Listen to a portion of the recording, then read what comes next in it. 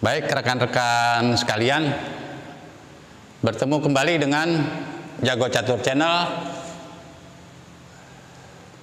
Putih Jan Christoph Duda ini dalam Charity Cup ya, final melawan juara dunia Magnus Carlsen. Sebagai hitam, Magnus Carlsen memainkan semi Slav ya, Slav defense. Ini final hari pertama sistem KO dalam Charity Cup itu, berlanjut ke jawaban juara dunia kuda F6, berlanjut kuda F3. Ini nanti akan kita lihat ada analisa dari Chessbase. Dilanjutkan oleh Magnus Carlsen formasi semi Slav. Ini permainan ini dalam sistem KO hari pertama babak final. Ini rapid chess ya, online 15 menit itu masuk rapid chess dengan increment per langkah 10 detik. E3 dan ini kita nanti akan perhatikan bagaimana formasi hitam apabila kita mempelajari semi Slav. Bisa dilihat formasi yang dipakai oleh Magnus Carlsen untuk diingat-ingat dalam upaya peningkatan kualitas catur kita. Jawaban dari Jan Christoph Duda, Menteri C2. Nah, ini harus diingat langkah B6 untuk pengembangan gajah hitam C8 yang memang kalau kita tidak bisa memainkannya itu sangat sulit sekali untuk keluar. Kita perhatikan B6. Nah, di sini ini ada kemungkinan modern ya. Namun Jan Christoph Duda memainkan gajah E2. Gajah B7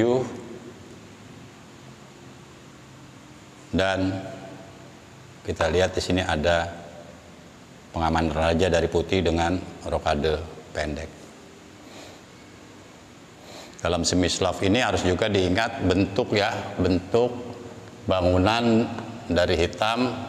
Perhatikan gajah B7 dan gajah D6 itu dalam posisi aktif ya, gajah D6.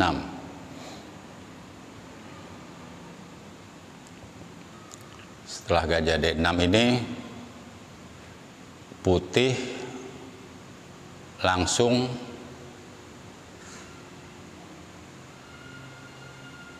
memecah di pusat karena kemungkinan takut hitam melanjutkan dengan C5. Ada pertukaran buah di sini, kita perhatikan. Pukul E4. Ini dalam analisa Chessbase ini sebetulnya sudah dapat dikatakan agak equal ya, atau berimbang. Setelah menteri E4, ini pertarungan yang sangat menarik. Bagaimana kita perhatikan nanti sebagai hitam, juara dunia yang sangat berpengalaman itu tidak terburu-buru melakukan rokade. Jadi nanti pada saat yang pas baru melakukan rokade pendek. Menteri H4 dan ini kita sudah bisa lihat ya, gajah B7 dan gajah D6 dalam posisi yang aktif. Dilanjutkan jawaban putih dengan berusaha penguasaan lajur D. Ini ada kemungkinan lanjutan DC5. Menghindar dari hitam dengan menteri C7. Ini masuk dari rangkaian yang tadi saya sampaikan, Semislav itu juga sering dimainkan oleh pemain yang penuh kombinasi. Alexei Sirov sering memainkan Semislav. Ini ada kemungkinan ini ya, cuma ini hanya sekedar kemungkinan saja. Ini putih lebih baik. Dalam posisi demikian kita lihat ada juga yang memainkan. Jadi walaupun demikian, ini sebetulnya pernah juga dimainkan, ada yang memainkan B3.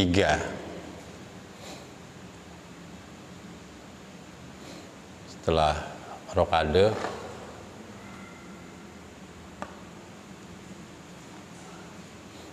gajah B2,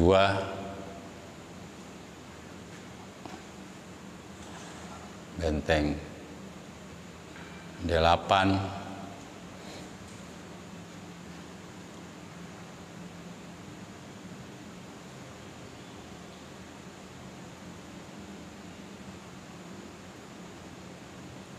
ini sebentar.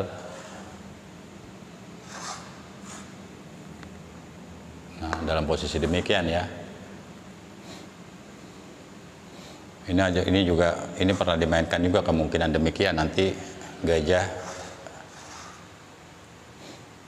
ke B2 dimainkan pernah oleh Voisor. Putih pernah memainkan B3. Ini udah tahun 2012 pernah dimainkan ya. Jadi bangunan demikian bukan hal yang baru. Yang membuat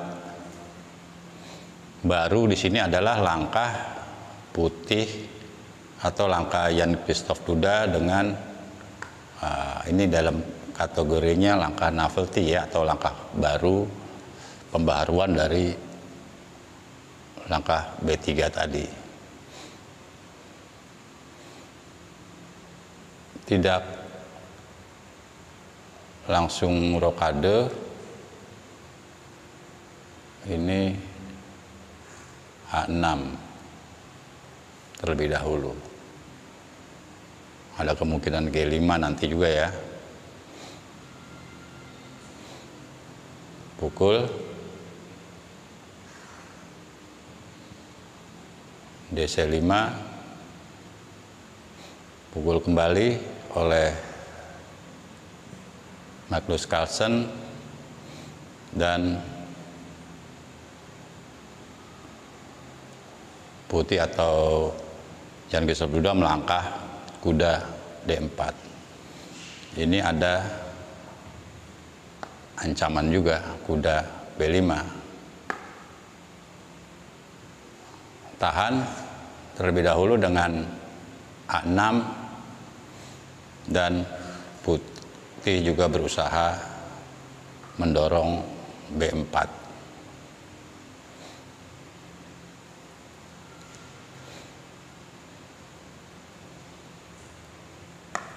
Benteng D8 kita lihat dari hitam dan langsung diancam gajah C5-nya dengan B4.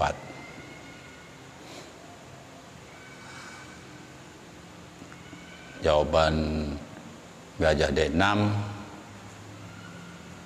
dan lagi-lagi putih berusaha penguasaan di dua lajur D dan C ada kemungkinan dorongan bidak ke C5. Dalam posisi yang dirasa cukup aman baru Magnus Carlsen mengamankan rajanya dengan rokade pendek. Ini kalau ini dipukul juga masih ada kemungkinan yang harus dihitung kembali nanti dengan pertukaran di H2.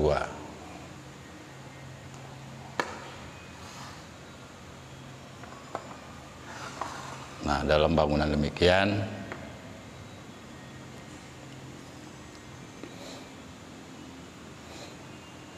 putih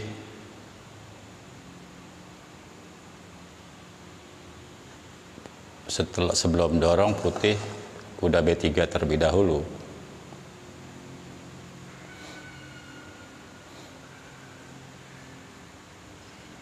Dan hitam menjawab dengan langkah strategis gajah E5. Sewaktu-waktu ada ancaman ke B2. Dorong.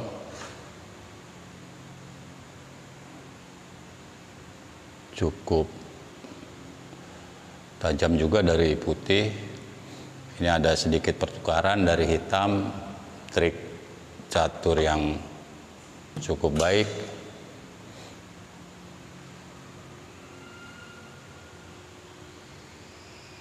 Nah, sekarang kalau dimakan dengan benteng ini bisa kuda D5. Permainan berlanjut dengan pukul D1 dengan gajah E2. Benteng D8 dari Magnus Carlsen ini ada sedikit trap ya. Nah, ini kalau ini masuk jebakan hitam dengan menteri C1.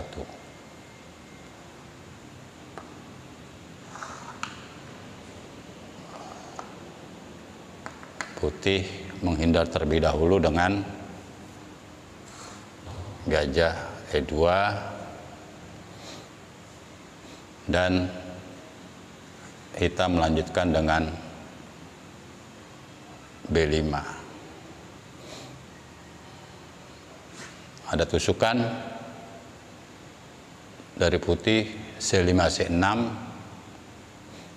Dalam permainan Carlsen entah mungkin waktunya yang sudah agak rawan melanjutkan dengan gajah A8. Namun dalam analisa chess base itu sebetulnya tidak usah takut dengan kemungkinan ini ya, karena ini masih bisa dijaga dan setelah ini bisa dikorbankan menterinya dengan gajah F3.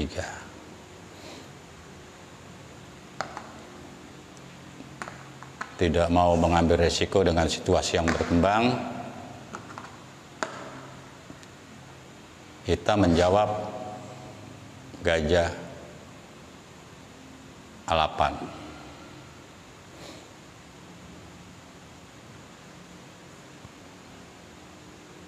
Baru dijaga oleh putih dengan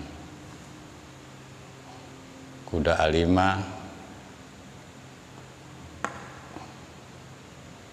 langkah hitam lanjutannya adalah kuda D5. Ini juga bisa dimainkan ya. Penekanan dari putih dengan gajah F3, pemukulan buah di E3,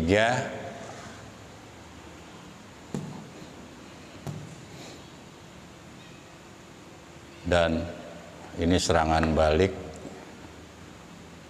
yang cukup bagus sekali dari hitam benteng D3. Ini ada langkah aman dari putih sebetulnya ini, walaupun ini masih bisa berlanjut dengan benteng E1, tapi Jan Christoph Duda memilih gajah E4 mengalihkan buah-buahnya untuk menyerang pertahanan hitam. Pukul oleh Carlsen.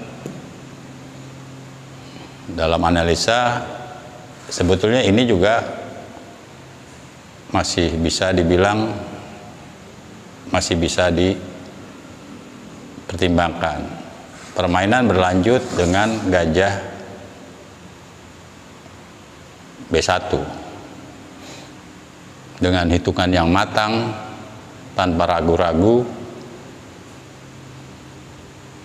Hitam mengambil bidak kedua putih dengan benteng A3. Ini udah kalah 2 pion putih ya.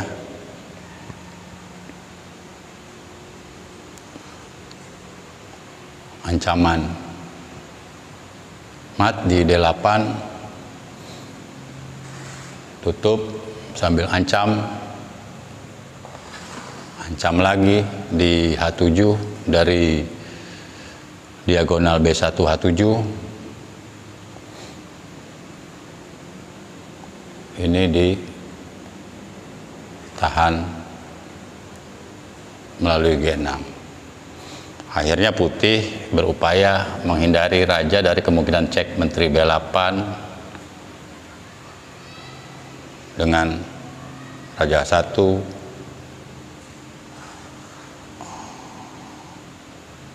ancam C6 yang sudah sangat rapuh. Masih diteruskan dengan berupaya pengorbanan gajah ke G6. Namun setelah H5, menteri E2, dan jatuhlah bidak putih yang ketiga dengan gajah C6. Dengan posisi yang sudah tidak tertolong lagi, kalah 3 bidak, berupaya menyerang namun gagal, sia-sia. Putih atau Jan Christoph Duda menyerah. Kemenangan bagi Magnus Carlsen. Terima kasih, semoga bermanfaat.